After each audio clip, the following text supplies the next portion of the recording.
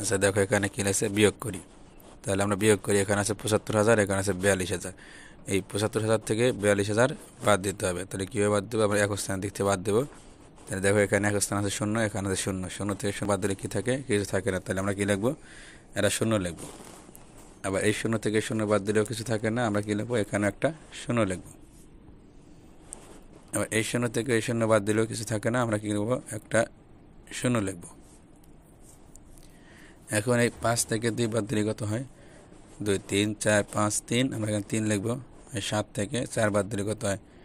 ৪, ৫, ৬, ৭, এখানে আমরা একটা ৩ লিখবো। এরপরে অঙ্কে দেখো এই শূন্য থেকে শূন্য বাদ দিলে কিছু থাকে না, আমরা একটা শূন্য লিখবো। মনে রাখবে ডানে যদি শূন্য থাকে, অর্থাৎ এক স্থানের দিকে যদি শূন্য থাকে, সেই শূন্য আমাদের লিখতে হবে। কিন্তু বামে যদি সংখ্যার প্রথমে অর্থাৎ বাম সাইডে যদি শূন্য থাকে, তাহলে আমাদের শূন্য লিখতে হবে না, কারণ শূন্য কোনো মূল্য হয় না। এরপরে যত শূন্য হবে আমাদের লিখতে হবে। এখন এখানে ৭ থেকে ৫ বাদ দিলে কত হয়? ২, আমরা ২ লিখবো। ৬ থেকে ৫ বাদ দিলে কত হয়? ১, আমরা এখানে ১ লিখবো। ৮ থেকে ৫ বাদ দিলে কত হয়? ৫, ৬, ৭, ৮, ৩, আমরা ৩ লিখবো। এই ৪ থেকে ৪ বাদ দিলে কত থাকে? ৪ থেকে ৪ বাদ দিলে কী থাকে? কিছু থাকে না, শূন্য। দেখো আমরা এখানে শূন্য লিখবো না। আমরা কী বলছিলাম যে সংখ্যার প্রথমে অর্থাৎ বামে যদি শূন্য আসে, সেই শূন্য আমাদের লিখতে হবে না, কারণ শূন্য কোনো মূল্য হয় না। কিন্তু ডানের যদি শূন্য থাকে, সেই শূন্য আমাদের লিখতে হবে। তাহলে আমরা এখানে শূন্য লিখবো না। এরপরে অঙ্কে দেখো এই শূন্যর সাথে শূন্য বাদ দিলে কত থাকে? শূন্য, শূন্য লিখবো। এই শূন্য থেকে শূন্য বাদ দিলেও কিছু থাকে না, আমরা এখানে শূন্য লিখবো। এই ২ থেকে তো ৫ বাদ দেওয়া যায় না, ২ এর বামে ১ দিলে কত হয়? ১২। এই ১২ থেকে ৫ বাদ দিলে কত হয়? ৫, ৬, ৭, ৮, ৯, ১০, ১১, ১২, ৭, আমরা ৭ লিখবো। আর ১ কী করবো? আমরা ২ সাথে যোগ করে দেবো, কত হবে? ৩। ৫ থেকে ৩ বাদ দিলে কত হয়? ২, ২ লিখবো। আর ৬ থেকে ৪ বাদ দিলে কত হয়? ২, আমরা এখানে ২ লিখবো।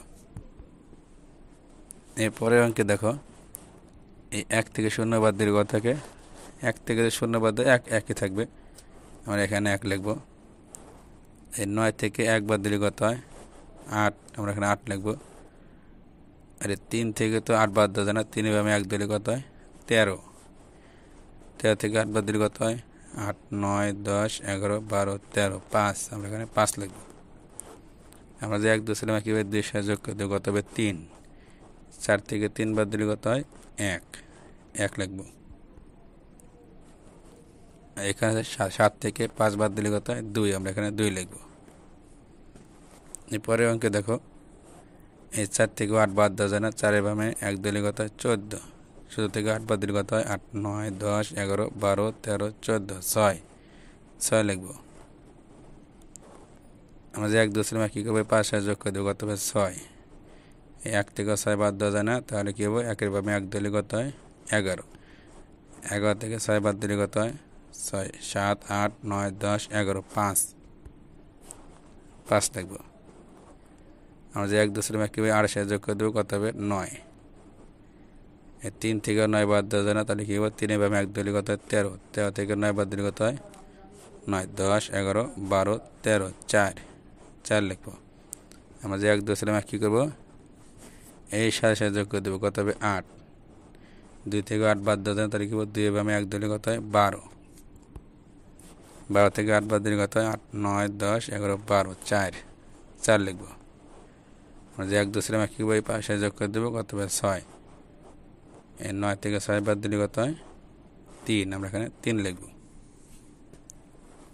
এরপরের অঙ্কে দেখো এই ০ থেকে ১ বাদ দেওয়া যায় না, ০ বামে ১ দিলে কত হয়? ১০। এই ১০ থেকে ১ বাদ দিলে কত হয়? ৯, ৯ লিখবো। আমরা যে ১ দিয়েছিলাম এই ১ সাথে যোগ করে দেবো, কত হবে? ২। এই ০ থেকে ২ বাদ দেওয়া যায় না, ০ বামে ১ দিলে কত হয়? ১০। ১০ থেকে ২ বাদ দিলে কত হয়? ৮। যে ১ দিয়েছিলাম এই ১ সাথে যোগ করে দেবো, কত হবে? ২। এই ০ থেকে ২ বাদ দেওয়া যায় না, ০ বামে ১ দিলে কত হয়? ১০। ১০ থেকে ২ বাদ দিলে কত হয়? ৮। আমরা যে ১ দিয়েছিলাম এই ১ সাথে যোগ করে দেবো, কত হবে? ২। এই ০ থেকে ২ বাদ দেওয়া যায় না, কী করবো? শূন্য বামে 1 ধরলে কত হয় 10। 10 থেকে 2 বাদ দিলে কত হয় 8। আমরা যে 1 ধরছিলাম কী করবো এই একই সাথে যোগ করে দেবো, কত হবে 2। এবার 0 থেকে 2 বাদ দেওয়া যায় না, কী করবো শূন্য বামে যেহেতু এখানে 1 আছে, তাহলে আমরা এই 10 থেকে 2 বাদ দিয়ে দেবো, কত হবে 8। আমরা এইভাবেই বিয়োগ করব।